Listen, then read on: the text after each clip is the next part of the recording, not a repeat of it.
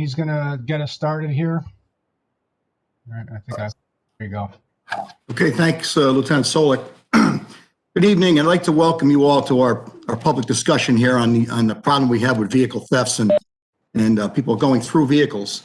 I'm Chief John Klett. I've been a member of this department for almost 33 years. The last 3 as chief. The purpose here tonight is really to inform and educate the community and how to protect yourselves and your neighbors from becoming a victim of theft. The one thing that we really want you to take away from tonight is to lock your cars and your homes and report anything suspicious immediately. If you can get your neighbors to do this, get the word out, the most effective way to avoid being a victim is to take these simple steps of locking your vehicles and not be an easy victim. I mean, I've been locking my car since 1975. It's discouraging to me that we have such a problem with people not locking their vehicles because as we go through this, you'll see these are crimes of opportunity. Just to say this police department and law enforcement statewide have been trying to get the word out for years. We've done this on Facebook, press releases, it's been on TV, it's been in the newspapers, and yet we're still having these cars being unlocked. And if you make yourself an easy target, these people are going to come back. And as I get a little further into this, you'll understand the problem we're faced with from law enforcement. And Berlin is not unique. This is a problem that is in virtually every suburban community. And it's a problem in the cities because these cars are ending up in the cities. And Hartford's recovered over 800 stolen cars this year, 200 of them from the city and the others from the suburbs.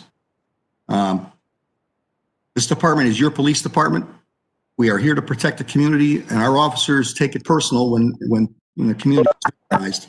They're out there every night riding around trying to find these guys. And as you'll see going forward in this presentation, that it's very random. They don't target one area. They don't target a specific night.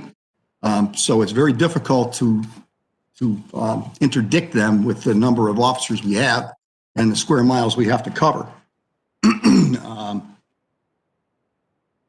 As an example, I mean, I live in Newington, and my wife's car was gone through twice in this driveway because it was accidentally left unlocked.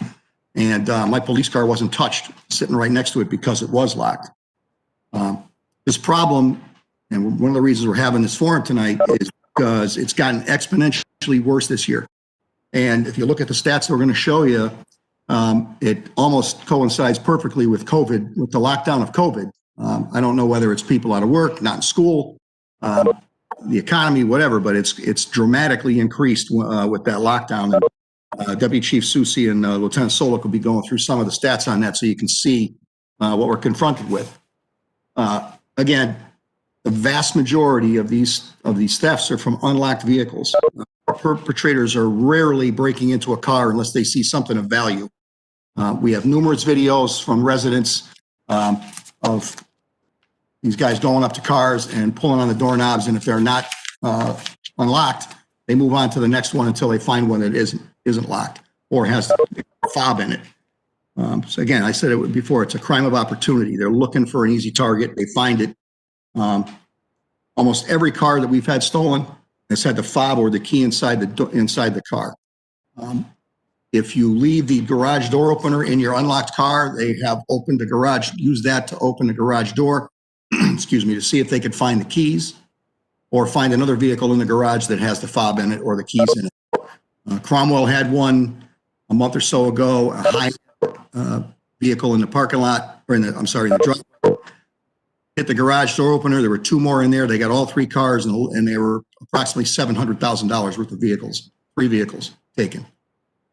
So again, I will say this, I'll beat the dead horse here, but get the people, your friends, everybody, tell them to lock their vehicles.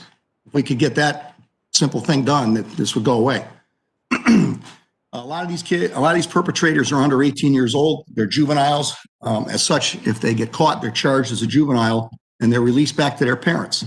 In many cases, they're back the next night doing the same thing.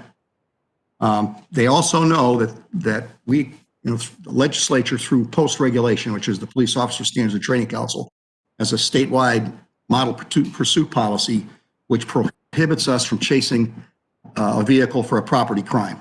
we can only pursue for violent crimes.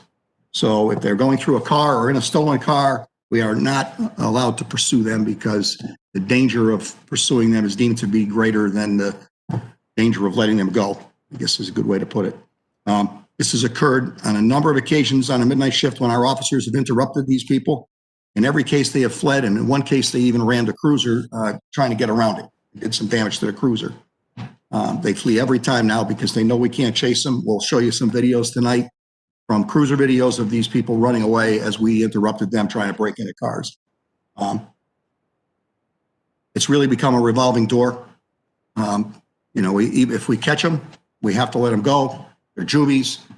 They're back out there the next night doing it again. So it's very frustrating for us, and that's frustrating for all law enforcement agencies. And we're not unique. Again, this is a problem in virtually every suburban community in the state. We have tried to combat this. We've added extra officers to the midnight shift. We've put public information education out there, trying to do what we're doing tonight to get people to lock their cars. We are going to be teaming up with New Britain's Stolen Vehicle Task Force in the near future. See if we can work with them, because if we can get it at the source, which is not all of our cars are ending up in New Britain. A lot more of them are ending up in Hartford, but if we can nip it in the bud there, maybe we'll improve the situation. The problem on our end is these, again, as I said before, these thefts are so random. They're not in any kind of predictable location or time. So it's very difficult to interdict them. Until there's some meaningful justice reform here and there are consequences for these types of crimes, though, this problem is likely to continue. So again, the best defense is a good offense, which is meaning lock your cars, lock your homes, and call us immediately. We are here for you, and we want to get these guys off the street. So with that, I'm going to turn it over to Deputy Chief Chris Soucy. He's got some information for you, and then over the rest of the presentation. We'll have some questions afterwards. Thank you. Thank you, Chief. I'm going to try to share my screen real quick here. See how this works.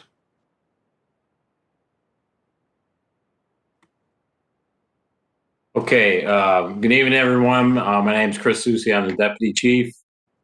Tonight, I'm just going to do a brief recap on our October data related to stolen motor vehicles and theft from motor vehicles. They go hand in hand, as the Chief mentioned. Offenders are looking for unlocked cars and valuable property. They're basically easy targets, and the bonus is when they're doing this, they find car keys and left inside, and they wind up stealing cars. So this problem is hand in hand. They're out there looking for unsecured stuff, and the bonus is if they find keys in the car, they steal the cars. So our residents feel safe in town. Berlin is a safe community. We want you to feel this way. But it's probably led to a little bit of complacency with securing valuables. Accidents happen as well. We had a case where a woman had two young children, fell asleep in their car seats. She was transferring them into the house. Didn't want to hit the lock on the door because it would have beeped and woke them up. So she left her car unlocked, and of course, someone went through the car and stole property. So does happen. We're not victim shaming or anything, but again, we just want to, we need help spreading the word about what's actually occurring in Berlin. It's a little bit eye-opening. So I'm gonna talk about the trends we saw in October, and we're constantly looking at that stuff, so we adjust our patrols and strategies accordingly. So this is for October. Stolen motor vehicles through October 31st of this year is up 266%. So through October 31st, we had 55 stolen motor vehicles this year, as compared to 15 in 2019. Theft from motor vehicle is up 452%. So this year we had 232 cars were entered or attempted to be entered to steal property. And last year through the 31st, only 42. So these are huge increases in crime. And one of the reasons we're looking for different ways to combat this problem. We have to do something here. In October, we had 12 stolen motor vehicle cases. 10 out of the 12 stolen motor vehicle cases, the cars were unlocked and the keys were inside. So 10 out of 12 unlocked, keys are in them. I mean, it's just too easy to target. Again, we're talking October last month. So 17 vehicles on these 12 cases were stolen with a combined value of $363,000. One was a burglary at Kensington Family Auto on Farmington Avenue. They broke into the business, stole keys, and stole 6 cars. So we had 6 on one of the incidents and then 1 each on the rest of them. But I mean, huge dollar amounts, expensive cars.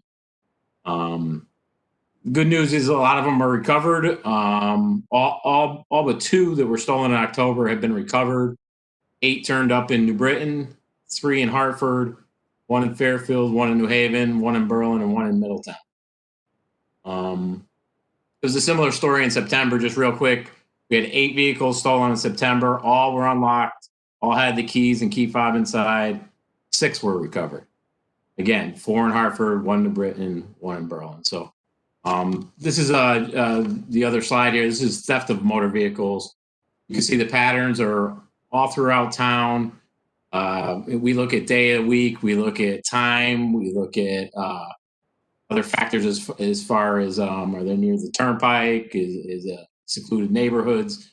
So we're constantly looking at the data and adjusting our patrols. But we need that extra set of eyes and ears to help us combat the problem, and that's where members of the community come and play for us. So that's all I had. I'll turn it back over to Lieutenant Solik.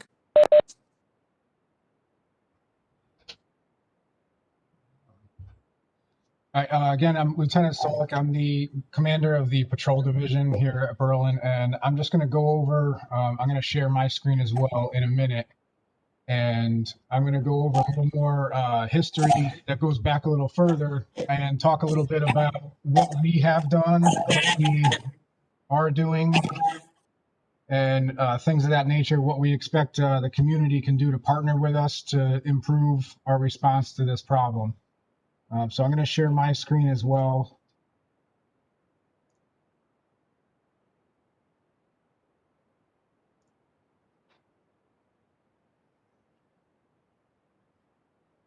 All right, so obviously we want to partner with the community to do a better job of stopping these thefts from happening in our community. We know that those numbers that Deputy Chief went over, thefts from motor vehicle, we know those are actually a lot higher than what is reported because a lot of these crimes don't even get reported. Many people, find their door open and nothing's stolen and they never report it to us. So we know those are actually even worse than they look on paper. But if we look back, I went back all the way back to 2018. These thefts always did occur, but just not at the rate that they're occurring now. So we had a total in 2018 of 35 stolen vehicles, 83 theft from motor vehicles. And then, if you look, we're averaging maybe 2, 3, at the most 4 per month. And we saw the same thing in 2019, even actually a little bit less, 16 stolen motor vehicles and 58 thefts from motor vehicles. And then as we look, the numbers stayed about the same in January and February of this year. And as soon as March hit, that's when the thefts kind of took off, and they've remained high since. And like Chief Klett pointed out, we're not the only community experiencing this. So I don't want to name other communities, but these are some numbers I got from some surrounding towns. A neighboring town with us, these are up until early October when they gave me these numbers. So it's a town slightly larger than Berlin. They had 303 thefts from motor vehicles and 68 stolen motor vehicles. So kind of on par with us, a little bit higher. Similar sized town to Berlin. They had less theft from motor vehicle and about the same stolen motor vehicle. So that could be a little bit of just different reporting than the way we report things. And then a town slightly smaller than us, a little bit less, but still high. So as we can see, this is a map of all the locations of these thefts. Motor vehicle thefts are in blue, and the theft from motor vehicles are in red. We do see that on a nightly basis, this is contained to say one neighborhood or connecting neighborhoods. But when we look out to say on a month basis or this is the whole year, there's really no pattern. There's really no pattern as to where, whether it's close to the Berlin Turnpike, close to Route 9 exits. It's really everywhere based on the night that we're talking about, which makes it difficult for us to allocate personnel. And my screen just froze, so I'm going to try to get back in here.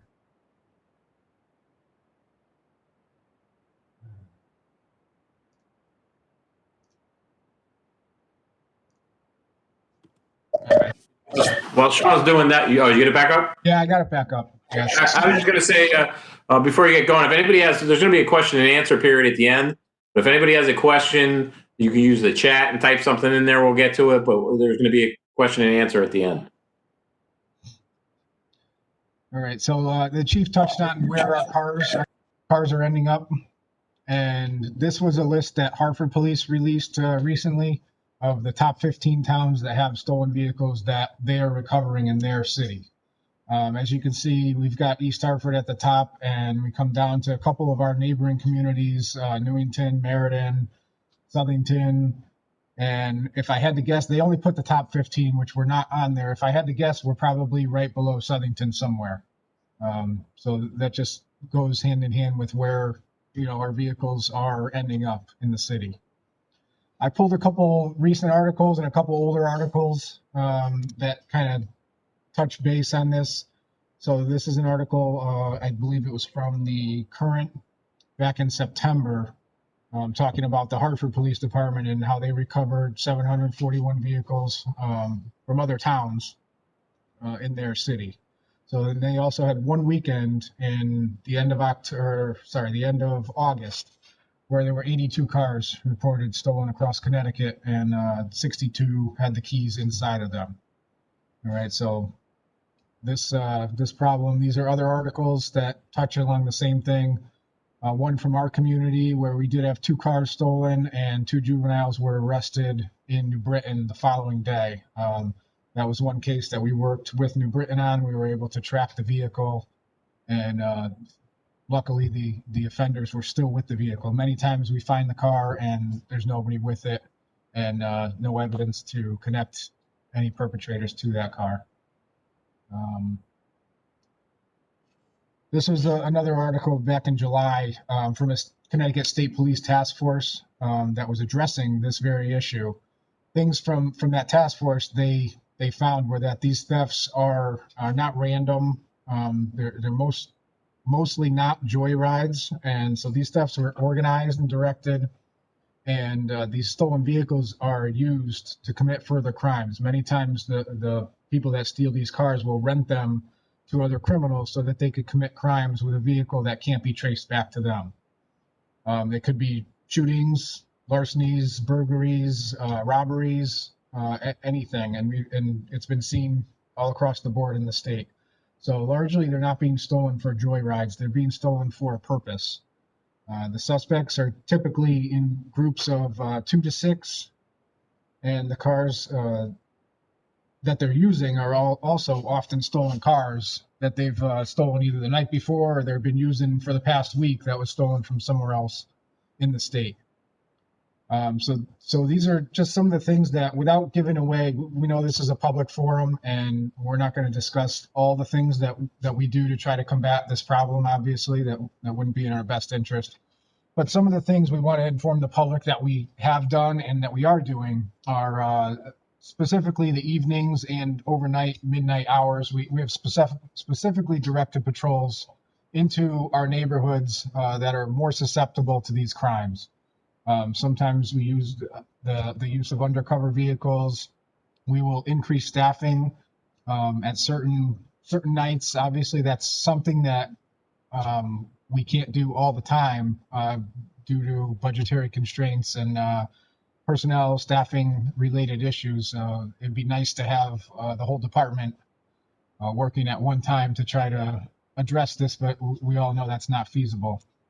So the other thing we've been doing for years is continued education of the community. And that's really the purpose of what we're doing here, is to get people to understand the partnership and the role they can play in combating these thefts.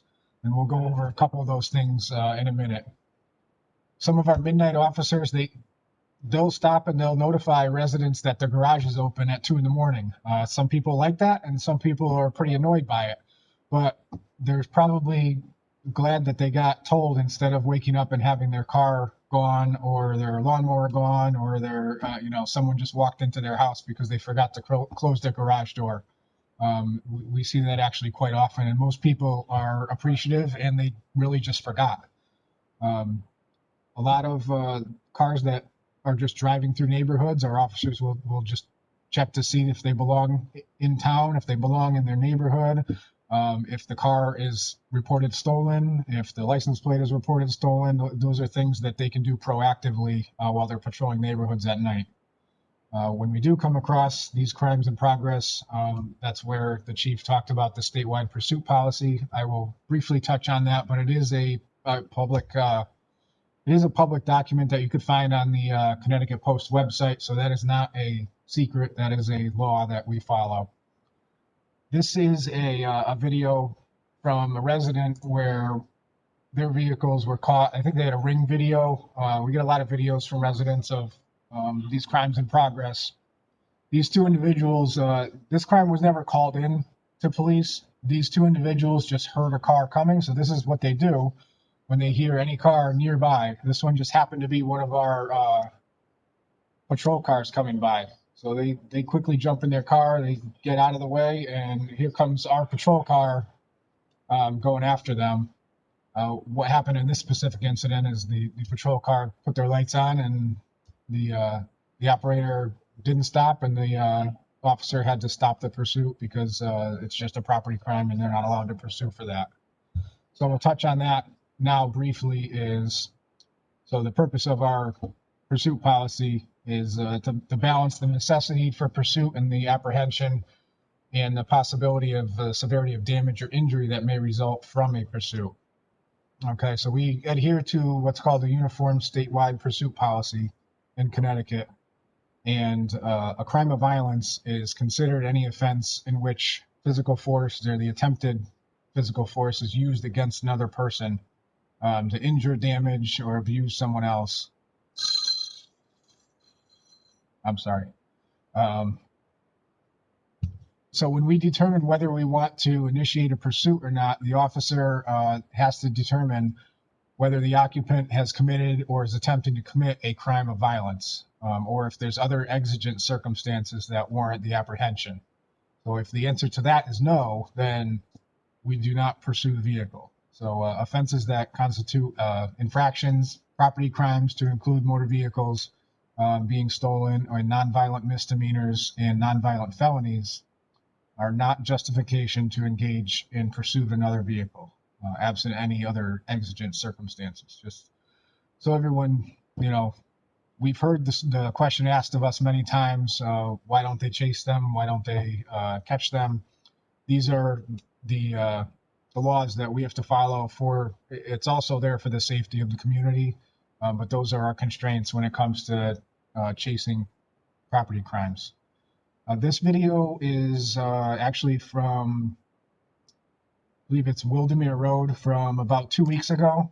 Someone had called in that they saw a suspicious vehicle in the neighborhood going through cars, and one of our officers happened to find the vehicle right here where the bridge is out on Wildermere Road. So they had nowhere else to go, and they decided they needed to back all the way up and almost hit a mailbox right there. And at that point, the officer knew it was apparent they weren't going to stop for him. So he's being there to see what they're going to do, and they do drive away. Unfortunately, that's another case where we're not able to apprehend them due to the pursuit policy. This was actually last night. I don't know if anyone was following along some of the town threads. There were some vehicle break-ins last night, and it was called in by a resident, and one of our officers quickly got to the area and found, kind of interrupted them here. You could see two individuals, one running to the left, one hopping in the car, and they're obviously not going to stop for him. They're gone. But there was one left on foot, and the officer, the entire shift, attempted to locate him with the help of a canine from a neighboring town, but unfortunately he slipped away. So just to touch on things that the community can do to prevent theft, obviously we talked about park your cars in your garages if you can. If you have a garage and you can lock it, then your car's out of view and it won't even be looked at. Lock your cars if they are outside. Remove any valuables. Don't leave the keys or the fob in the car. I don't want to, we want to keep going over these same things. But some of the other ones are outdoor lighting. It really just helps with, awareness in your neighborhood, and they're likely to be seen more in your neighborhood if there's lighting outdoors. Camera systems like Ring, Simply Safe, or any of those commercial camera systems are good. More for after the fact, but it's nice to have. And then our crime prevention officer will touch on later things like the Neighbors app or Nextdoor and neighborhood social media groups that we see starting to form that are good for information sharing. But really, number one thing is just to immediately call police for any suspicious activity you see. If you think it doesn't look right, just call us, and there's almost always an officer within 3 minutes of anywhere in town that can come by and take a look and make sure that something isn't going on that shouldn't be. Another thing is GPS tracking for your cars. This is an individual decision if someone wants to go that route. There are commercial tracking devices that people can put in their cars, as well as ones that come standard from manufacturers that we do use sometimes to recover stolen vehicles. But again, the number one thing is lock your cars and report all suspicious activity to the police. This is one of those just found on Amazon. A lot of them are not expensive, but they do have like monthly fees for service of tracking. So anywhere from $10 to $20 a month. And you just attach the thing in your car, and if your car gets stolen, you can pull it up on your phone and you know exactly where your car is to tell the police to go get it and arrest the people that have it. I do want to tell everyone to be careful because, as you can see, this is from Southington. This is a suspect trying to enter a car from someone's surveillance photo, and he is holding a firearm in his right hand while he's out there committing these crimes. There are a good amount of the people out there committing crimes that will not hesitate to fire upon someone that's trying to interrupt them. You'll see a couple articles coming up in surrounding communities where that has happened. So don't think that the suspects are harmless juveniles, because most of them are not, and it's not worth it for you to put your safety in danger to go confront someone that's trying to open the door of your car. But also know the rights that you have in defending yourself and your property. I'll touch on those briefly coming up. These are the two incidents that came to mind in Plainville and Wallingford. They were each an incident where residents interrupted car break-ins, vehicle thefts actually, and the suspects fired at them with firearms. Luckily, none of them were hit, but definitely keep that in your mind when we hear a lot of people on social media saying, "I'm gonna, camp out in my front yard. I'm gonna be watching out my front window." That's all well and good, but give us a call immediately. You don't want to be taking on that problem on your own. So these are the Connecticut general statutes when it comes to people using physical force to defend themselves or their property. I'm just going to hit a couple bullet points. When defending yourself, as in your person, not your car or your property, reasonable physical force is obviously allowed to defend yourself. Deadly physical force is only allowed if you believe that the suspect is using or about to use deadly force on you or a third person, or about to cause great bodily harm. Connecticut, people have asked about a duty to retreat. So we'll touch on this after, but Connecticut does not have a stand your ground law. They do have the castle doctrine, it's called, which means if you're in your home, you do not have a duty to retreat before using force on someone. But if you are outside of your home, you are required to attempt to retreat first before using force to defend yourself.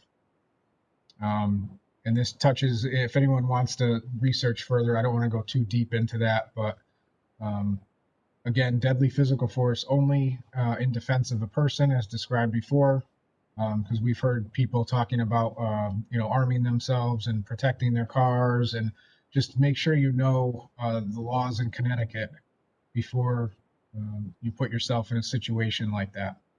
All right, deadly force is only authorized in defense of a person when deadly force is being used against you or about to be used against you. Okay. And then again, the Castle Doctrine in Connecticut does not have a stand your ground law like some other states do.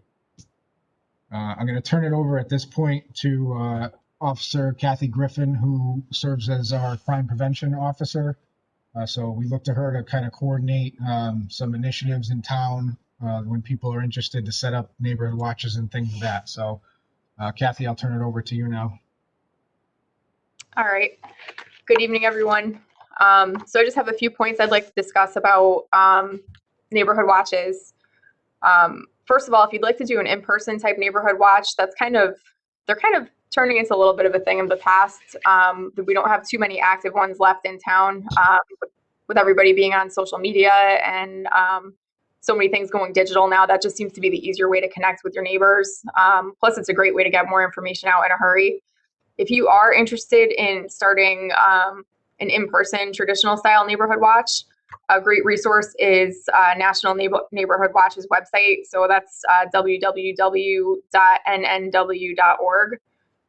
You can go on there to set up your neighborhood watch, register it with National Neighborhood Watch. You can actually purchase the street signs there, like the one pictured. And then once you have that all set up, if you want to give me a call at the police department or an email, I'm happy to come out and meet with your group, when COVID restrictions allow, to just discuss some more pointers and maybe go over with some people the importance of locking your vehicles, not just locking your vehicles, but also we have had some where people believe that they were locked, and they might have been. I mean, I can't say for sure that they don't have some way of getting into a locked vehicle, but to take it a step further, don't leave anything valuable in there. I mean, if they get in your car and there's nothing in there, it doesn't matter if it wasn't locked, so there's nothing to take.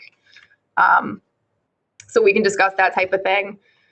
Very popular app in town. I live in town, so I have this app on my phone, the Neighbors app by Ring. I think there's a little bit of a misconception that you have to have Ring doorbells to use this app. You definitely don't. Anybody can download the app. It's completely free. You can post video from any type of video camera system that you have at your house. You could post still photos. You can just post text if you want to just let somebody know. I know sometimes the alerts go off. I work midnight shift sometimes, and I'll get an alert at 2 a.m. that somebody is up and they saw someone going through their car and they're on whatever street. It's just a great way to let your neighbors know. Obviously, call us too. Don't just post it on Neighbors and not call the police department. But if you post it on Neighbors, you can actually get the information out to your surrounding neighborhood much faster than we can. How you do it on the Ring app is you set a radius around your property, and anything that happens within that radius. So let's say that you're 2 miles away from my house and I set my radius at 2.5 miles. If you post something, I'm going to get a notification for whatever it is that you posted, so that I'll have the opportunity to be alerted. The other great thing about Neighbors is that it's completely anonymous. So it's not going to say Kathy Griffin posted that her car was entered. It's not going to identify who you are or where you are. It's just going to show you as a neighbor with a random number that's assigned to you. Same thing with any responses on that. If somebody wants to comment on it, it's not going to identify who you are. It just gives you a random neighbor with a number. So that's really good too. It's not identifying who or where you are. We actually get a notification anytime that somebody posts on the Neighbors app. I don't know if people are aware of that, but I actually get an email that says that somebody posted on the Neighbors app from Berlin. So the police department gets all of those notifications directly. And we can also post on Neighbors as the police department. So that's definitely a really good resource. Another good resource is, like I said, Facebook groups. If you wanted to start a virtual neighborhood watch, you can start a Facebook group. I started one for my neighborhood. and just, make it a private group so that it's not visible to anybody that wants to look at it. So that way you have to be invited to it. Whoever decides they want to be an admin. It's kind of the same thing as the old head of the neighborhood watch group. You could make them the admin of the Facebook group, and then they choose who they want to accept into the group. So if somebody sends you a request and it's not somebody that anybody recognizes as a neighbor, you just don't let them in. We're also happy as a police department to join your group if you wanted to invite us to join. If you can't find us online to ask us to join, just give me a call and we can get in there with a profile that we have set up. I'm actually personally in a few of the neighborhood groups in town just so that we can kind of keep an eye on crime trends in those areas and things that are going on. It's been really helpful. So that's pretty much all that I have. I just can't urge you enough to make sure you lock up your vehicles. Don't leave your garage door openers in them. Don't leave anything of value in your car. And just call us if you see or hear anything suspicious. You're not a bother. You're not bothering us. Just call. We're happy to come out. I'm going to turn it back to you, Lieutenant Solik. All right.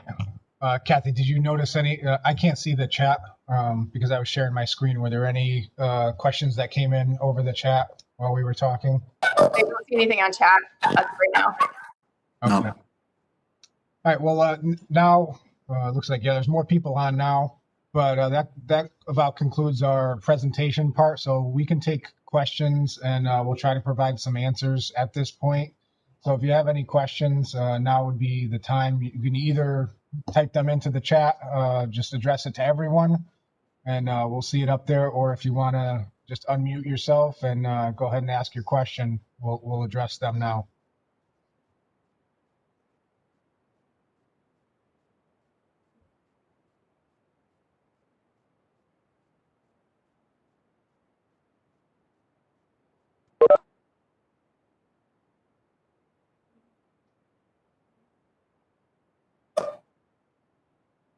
It sounds like someone's trying to unmute. I'm not sure. Oh, that's the chief. Oh, there's the chief. So the chief's here for anyone to ask questions to. That's Good one.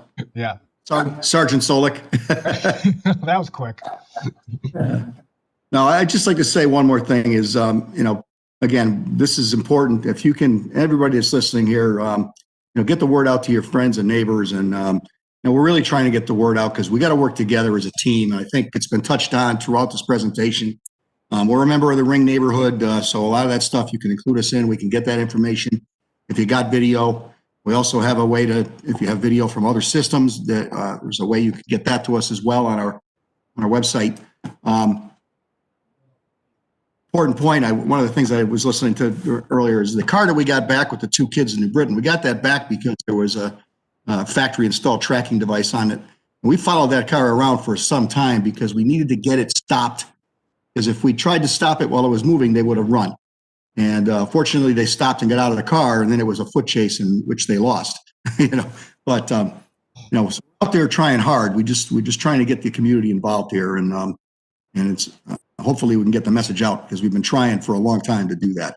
And again, it's a partnership. We can't do this without you, and we need you to give us a hand, and we're here for you if you need us. Like Kathy said, don't hesitate to call because that's what we're here for. And I just want to emphasize, Chief, my number 2, I know we touched on the number 1, which was locking the doors. My number 2 for everyone is to immediately call us. We touched base on it before, but we do have a great group of young officers working our midnight shift that are glad to chase people on foot because they're allowed to. We touched on our vehicle pursuit policy, but we don't have anything restricting our on foot pursuit of people. So they're more than happy to get out of their cars and get these criminals on foot. And the opportunity is there for them when we get quick calls from the community reporting this behavior, this activity in their neighborhood when they see it. So instead of alerting them or confronting them, call us and tell us what you see as you see it. That's the best way to get us out there and accomplish our goal, which is apprehending the criminal and stopping this from happening. All right, so if there's not any other questions, I guess that'll be it. Oh, I've got someone typing just to thank you. No No question, though. All right. Well, Just like I say, thank you to Andy. We do appreciate your confidence in us. We are trying, and we like the lieutenant said, those young guys love to chase people on foot, and they so call us. They need a workout.